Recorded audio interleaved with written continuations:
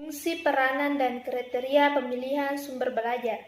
Fungsi sumber belajar adalah untuk memfasilitasi kegiatan belajar agar menjadi lebih efektif dan efisien.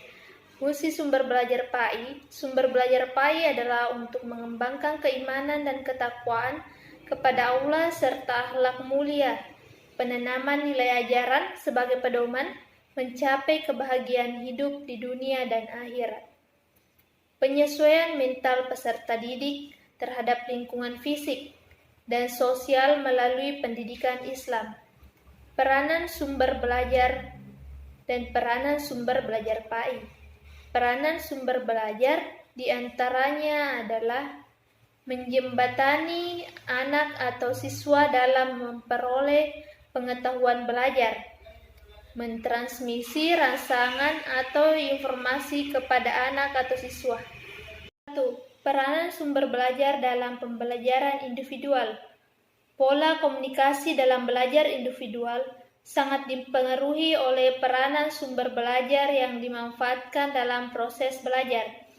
Titik berat pembelajaran individual adalah pada peserta didik, sedangkan guru mempunyai peranan sebagai penunjang atau fasilitator. Yang kedua yaitu peranan sumber belajar dalam belajar klasikal. Pola komunikasi dalam belajar klasikal yang dipergunakan adalah komunikasi langsung antara guru dengan peserta didik.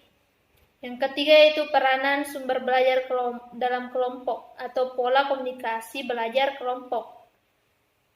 Kriteria pemilihan sumber belajar dan kriteria pemilihan sumber belajar PAI. Sujana adalah sejumlah pertimbangan yang harus diperhatikan. Kriteria umum merupakan ukuran besar dalam pemilihan berbagai sumber belajar, misalnya ekonomis dalam pengertian murah, praktis, sederhana, dan mudah diperoleh, bersifat fleksibel, komponen-komponennya sesuai tujuan.